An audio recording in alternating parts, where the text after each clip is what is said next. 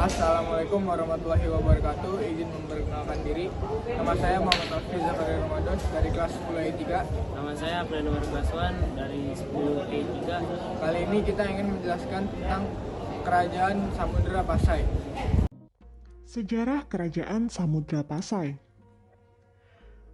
Kerajaan Samudra Pasai merupakan salah satu kerajaan Islam paling awal yang berdiri di Indonesia. Kerajaan ini berkuasa selama kurang lebih 3 abad, dari abad ke-13 hingga ke-16 Masehi. Samudra Pasai berada di Sumatera, tepatnya di wilayah Kecamatan Samudera, Kabupaten Aceh Utara. Karena lokasinya yang strategis di pinggir Selat Malaka, kerajaan ini kerap disinggahi kapal-kapal dari kerajaan luar. Seiring waktu, Samudra Pasai berkembang menjadi pusat perniagaan dan pusat perkembangan agama Islam yang penting di zamannya. Para saudagar dari India, Tiongkok, Siam, Arab, dan Persia mengunjungi Samudra Pasai untuk membeli lada, kapur barus, dan lainnya.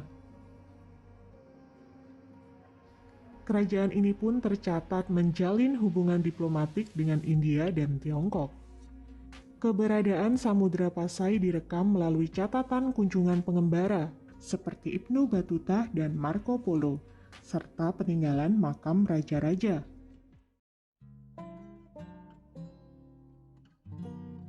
Kejatuhan Kerajaan Sriwijaya membuka jalan bagi perkembangan Kerajaan Samudra Pasai. Kerajaan Samudra Pasai didirikan dari gabungan dua kerajaan, yaitu Kerajaan Samudera dan Kerajaan Pasai.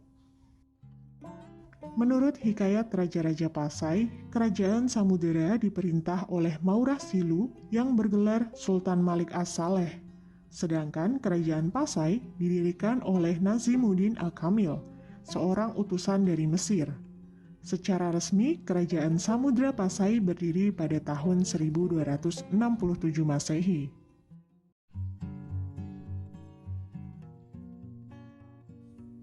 Pada masa kekuasaan Sultan Malik As-Saleh, sebagai raja pertama, Kerajaan Samudra Pasai berkembang menjadi pusat pendidikan dan penyebaran agama Islam. Pada masa ini, seorang penjelajah dari Venesia, Italia, bernama Marco Polo, datang bersama rombongan Ratu Tiongkok. Sepeninggal Sultan Malik As-Saleh, kekuasaan diteruskan oleh Sultan Muhammad yang bergelar Sultan Malik Az-Zahir.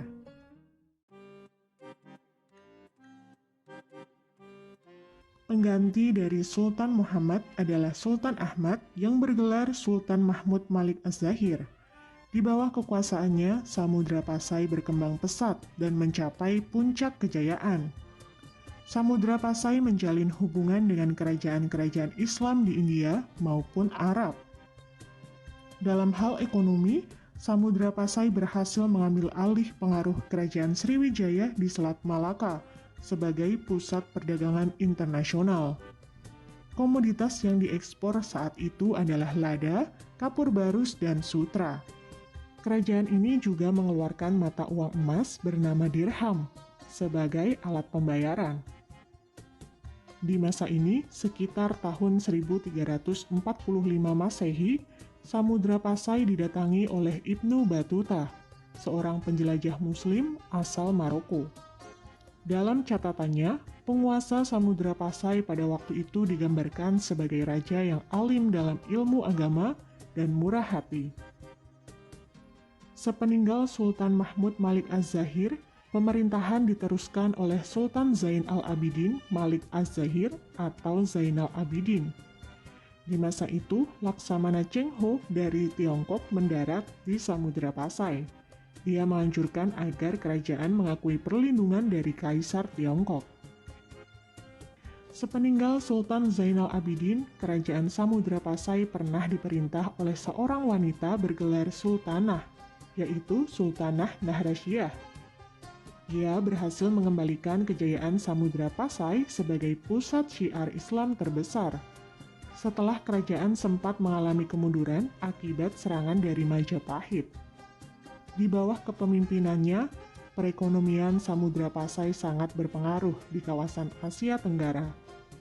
Sepeninggal sultanah, tidak banyak catatan mengenai gambaran pemerintahan sultan berikutnya.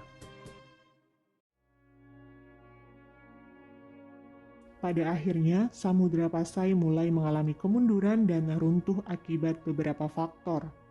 Di antaranya, konflik keluarga, kemunculan Kesultanan Malaka yang mengambil alih dominasi perdagangan, hingga serangan dari Portugis. Wilayah kekuasaan Samudra Pasai kemudian diambil alih oleh Kesultanan Aceh. Kerajaan Samudra Pasai memiliki peninggalan bersejarah, yaitu makam Sultan Sultanah Pasai bercorak Islam, khas Gujarat, uang koin emas dan perak, pecahan keramik Cina, hingga lonceng cakra dunia pemberian kekaisaran Tiongkok. Selain peninggalan dalam bentuk fisik, kerajaan Samudra Pasai juga memberikan pengaruh besar terhadap perkembangan Islam dan budaya Melayu di Nusantara. Banyak ulama-ulama besar yang berasal dari atau belajar di Pasai, seperti Hamzah Fansuri, Syamsuddin al-Sumatrani, dan Nuruddin al-Raniri. Selain itu, bahasa Melayu Pasai juga menjadi salah satu bahasa sastra tertua di Nusantara.